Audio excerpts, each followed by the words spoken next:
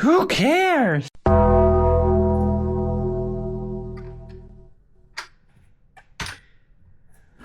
Hello and welcome back to the channel.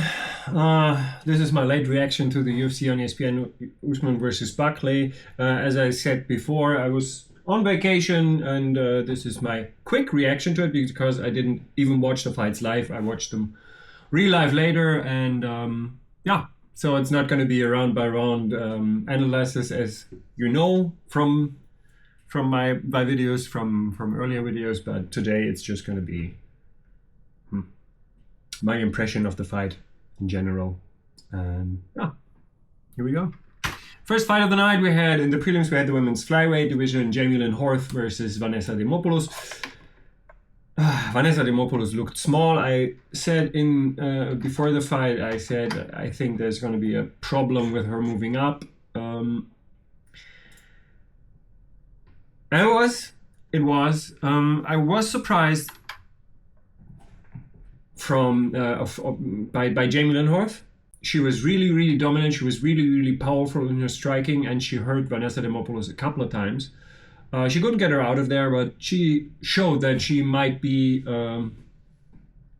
one of the rare finishers in the women's division. Yeah, which could be becoming interesting for the future. But she won a unanimous decision. Great debut, not a great look for Demopoulos. We move on. We had in the welterweight division Phil Rowe versus Angelosa. Yeah, Losa fought grappling heavy at the beginning, which kind of surprised me, especially against. If you watched my analyzation of the fights beforehand, I said that Phil Rowe is obviously someone who's really working hard to get his grappling up to par. So he's grappling twice a year and he's fighting once a year. So he's probably not the easiest guy to grapple with, but Losa thought he can do it still, and yeah, it happened the way I foresaw it, with Rowe breaking Angelosa at some point, and we got a third round TKO for Philip Rowe. And we move on. Bantamweight fight, Ricky Simon versus Cameron Smotherman. Okay. I said before that I think that this is a big step up for Smotherman, and it was Simon controlled him. If he didn't take him down, he kept on grappling with him along the fence, and yeah, Smotherman had nothing to do. He had nothing he could do to really get Simon off of him. Later we heard that he called Simon during the fight a racist for some reason, but yeah, weird to bring that up during a fight if you don't know the person, and there's no real reason for that, right? But Ricky Simon dominated and got his unanimous decision, and we move on. Flyweight division, we had Cody Durden versus Jose Ochoa, and this is by far my worst pick of the night, I think. And yeah, I thought that Durden would beat Ochoa pretty handily, but it was completely the other way around. Ochoa dominated Durden on the feet. He hit him with a couple of big shots. He avoided most of Durden's offerings. He did hit a couple of shots, but nothing too major. And Ochoa hit him with big ones. And in the second round, he just knocked him out. Yeah. Bad pick from me. I'm sorry. I won't underestimate Jose Ochoa again, I promise. I hope I won't. We'll see. Next up, by the way, here's the KO. Next up, we had bantamweights again. We had Malcolm Wellmaker versus Chris Moutinho. And I thought that Wellmaker was just too technically good for Moutinho, and it turned out to be true. And Wellmaker hit him with a couple of big ones. And after I saw that, when I watched the fight, I grew really concerned, because Moutinho ate him and kept on going forward, and that's something Wellmaker, I don't think, has ever experienced in his career, that someone eats his shots and just moves on forward and pressures him back. But he stayed composed, and he kept on hitting him, and then with a really, really nice counter right hook, the lights went out for Chris Moutinho. But I thought that Chris Moutinho showed a lot of improvement since his last UFC stint, and I think he deserves a couple more fights in the big league to see if he can make it.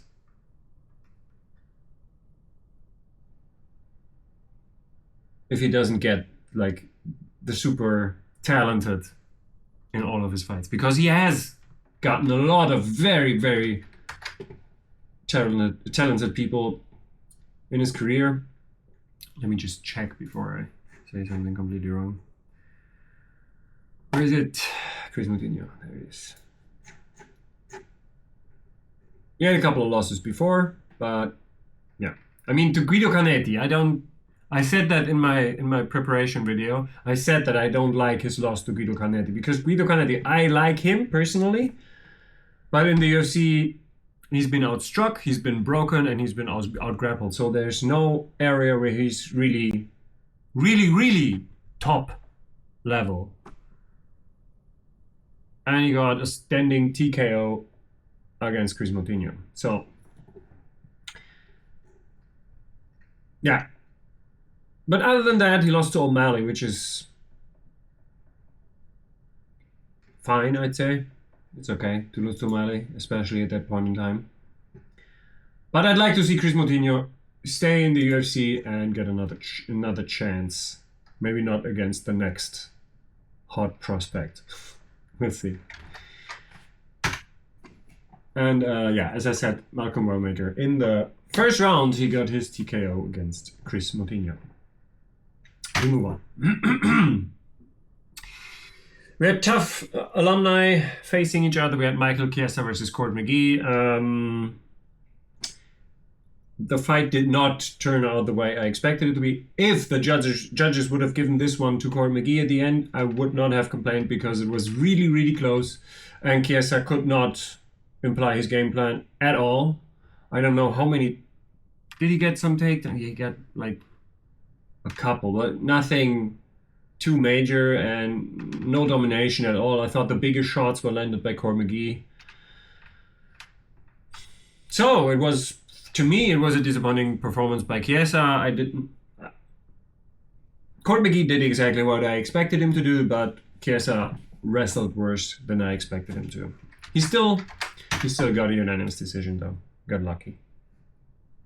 But I really doubt, after that performance, I really doubt that Chiesa is going to make a run into ranking or even into championship contendership. I don't think he's going to ever end up there again after that performance. We move on. Light heavyweight fight was the last fight of the prelims. We had Paul Craig versus Rodolfo Bellato, and this one was the worst. The weirdest fight I've ever seen. I wish I could just go through with you like frame by frame of the video, but I don't know how much trouble I will get with copyright, so I have to not do that. But I would love to. I promise you guys, I would love to do that. When I saw it, my immediate reaction was, "Oh my God!" He hit him with an upkick and he knocked him out clean. Because I just saw his leg having some sort of impact and him just dropping backwards. Then they showed the slow motion. And in the slow motion, it is like he gets hit. He looks at the referee like, what the fuck? He's hitting me in the face. He's not allowed to do that. He's kind of having a non-verbal conversation with the referee in that moment. And the referee sees it, stops it, and that's the moment he goes and is gone for like a half a minute, and as soon as the referee touches him, he jumps backwards. I'm not saying I know that he faked it, but I'm pretty sure he did. I'm pretty sure he did. You have to say in dubio pro reo, but this one looked really, really bad. And I was really happy that they solved it the way they did. Because I believe that a couple of years back, with that upkick landing, I think that Paul Craig would have been disqualified and he would have had to appeal and it would not have passed, I don't think. Because he did commit the foul and he did hit Bellato with his foot while he was on the ground. So appealing to that, I doubt it would have been successful. But that way, I think it's the most fair, I think. Because you couldn't just reset the fight. It was not possible at that point in time. It was too much of a break in between. And yeah, I think they solved this. This was good refereeing. Okay, to make this clear. Because I'm criticizing a lot of referees for when they do a bad job. This was good refereeing. This was, in my opinion, was really good. He kept everyone calm. He did not jump on Bellato because he thought that he was kind of milking it and did not escalate the situation any further. So, good refereeing. Sadly, no contest. We move on to the main card, all right? First fight of the main card. We had light heavyweights Alonzo Manyfield versus Umar Su, and I thought that Su would win this, but he didn't.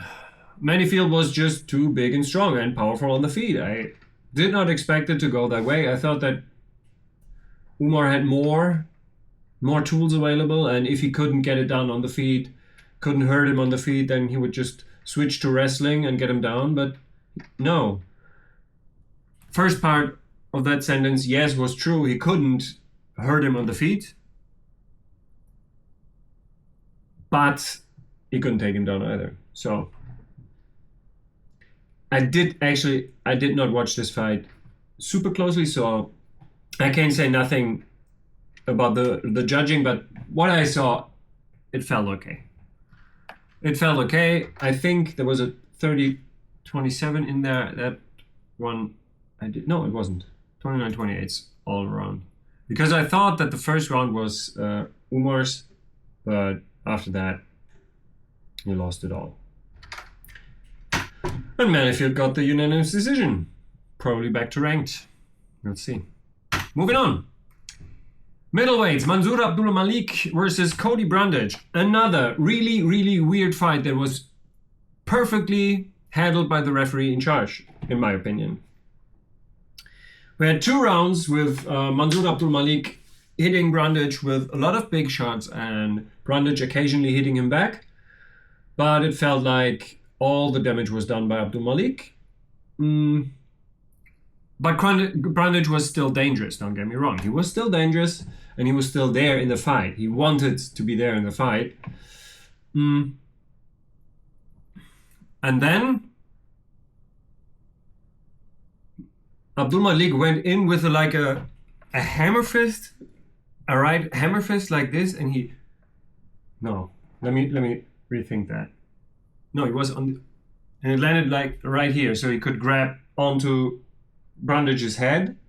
And it looked like actually he pulled and did this to headbutt him harder. I hope that was just his momentum from throwing the strike and him just losing control a little bit and losing his equilibrium for a second and just stomp. What's the word? Damn it! I need this word. I'm sorry. I need to translate this first. The hell? Let's see.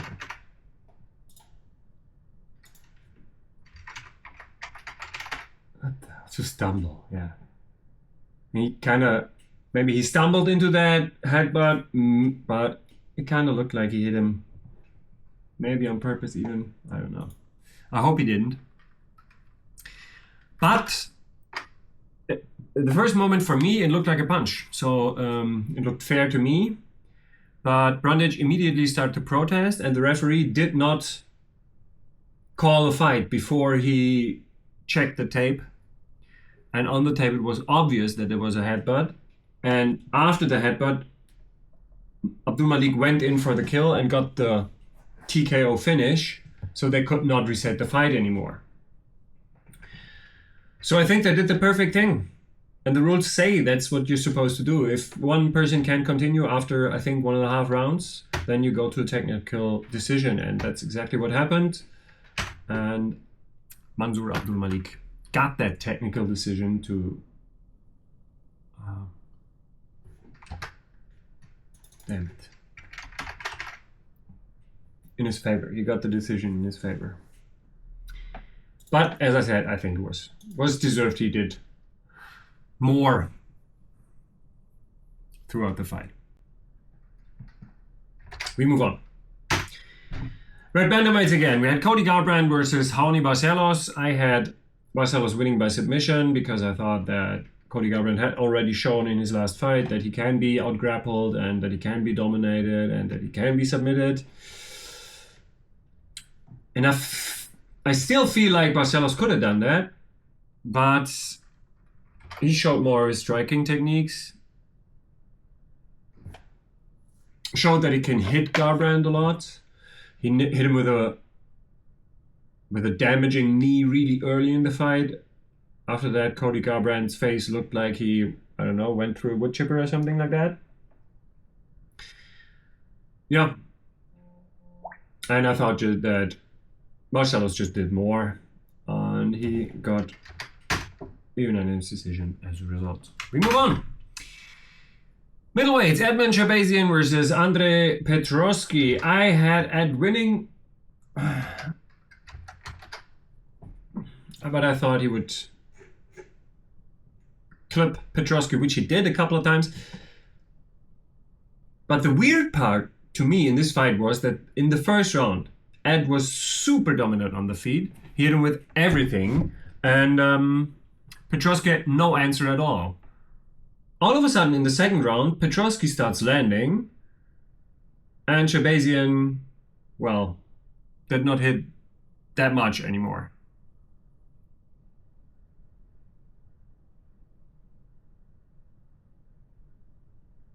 Was weird that Ed couldn't just insert his striking dominance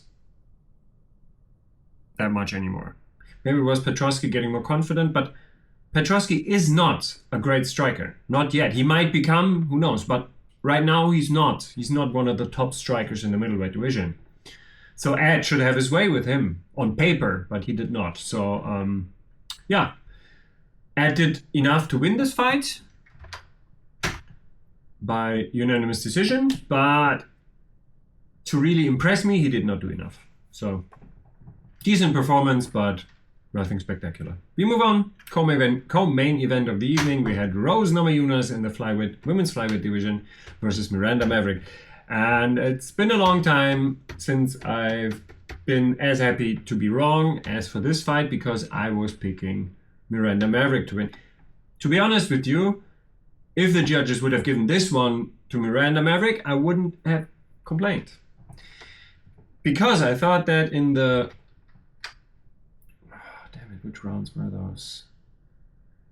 If you don't watch the fights really intensely, then it's hard to remember what happened when. But yeah, at the end of the second round, I thought that Miranda Maverick had Rose in a lot of trouble. Rose came out of that arm triangle, but it was really, really, really close. First round was really, really, really close. And the third, I felt like Miranda Maverick did more. And was still close, but I gave the third to Miranda Maverick. I had to my unofficial scorecard, I had Rose winning the first, and I had her winning the second because I thought she did enough before Miranda Maverick caught her with the arm triangle to still win the round. But yeah, I would have understood if someone gave round 1 or 2 to Miranda Maverick, but I had it actually scored the same. And yeah, Rose won a unanimous decision in the end. But she had a 30-27, didn't she? Yeah, two even. 2 30-27s. Those judges should really look at themselves in the mirror. Are you really an expert on MMA? Was that a close fight or was it a whitewash? And it was not a whitewash. For sure it was not a whitewash. I know that there can be close fights that end in 30-27s. Don't think this was one of them. Okay? So you should really be a little more professional, maybe, I think. All right, last fight of the evening we had in the welterweight division, former champion Kamaru Usman versus the up-and-coming Joaquin Buckley. And yeah, I had predicted Buckley to catch Usman at some point and get the TKO, and I was wrong. I said before the fight that Kamaru Usman, the old Kamaru Usman, would just grab a hold of Buckley, put him on his ass, and out-wrestle him for 5 rounds. And it's going to be pretty boring, but a decent performance, and yeah, get him a step closer to the belt. And I was wrong. He's not too old to do that for 5 rounds. He just did it for 5 rounds. It was really dominant performance. I, again, do not understand the judging. 49-46, okay. But 48-47, 2 rounds to Buckley? You name those 2 rounds. You show me those 2 rounds, and I'll pay your next salary. All right, but you can't. It's impossible to show me the 2 rounds that Buckley won because he didn't win 2 rounds. All right. So bad judging is still happening in the UFC, sadly. Yeah, but still, I don't think it was a real factor in the UFC's last event, in the last ESPN event. I don't think so.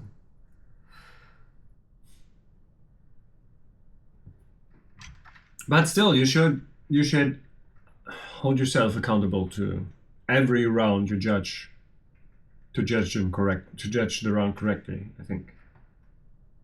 And if you per fight have 1 round different from your 2 colleagues, there's something wrong, and you should change that.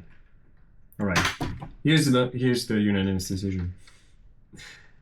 All right, before we go to the side, oh my God, I forgot to do something. I have it still. I'm just gonna change it. 1 second. I don't have the my pick side anymore. I wanted to keep it, but I deleted it, so it's gone. All right, before we go to the results side, I want to say something about Kamaru Usman. Kamaru Usman is known to lay in his bed with no shirt on and look at the camera and be like, nah, yeah, and because I'm so good. And please don't. You're a great fighter. You're a great athlete. You're not that far ahead of everyone else to be this disgustingly arrogant. It's pure arrogance that comes out of your mouth whenever you open it.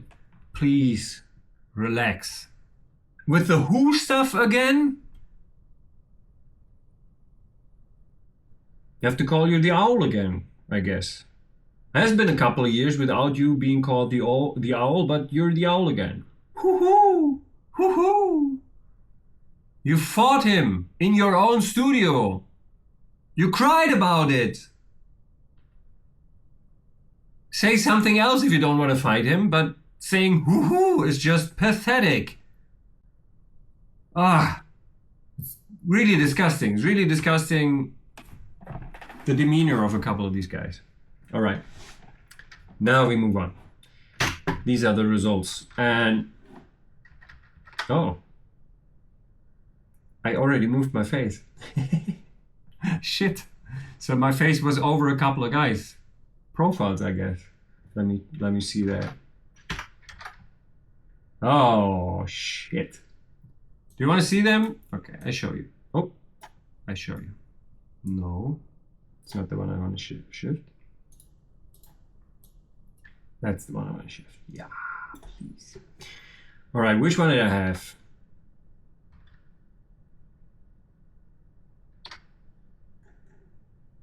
Okay, only one more. There's only one more pick on the right side, and I'm going to show you right now, so you don't think that I want to be. Where is he?